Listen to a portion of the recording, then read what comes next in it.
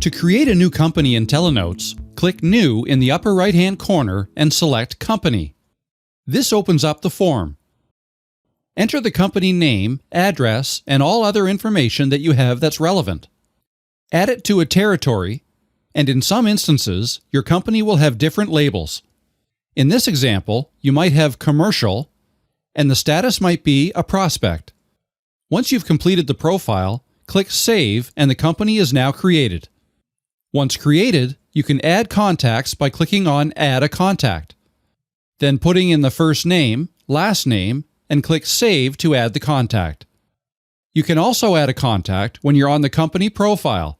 From here, click New, then Contact, and it opens up the same form. And that is how you create a new company and contacts in the Telenotes CRM.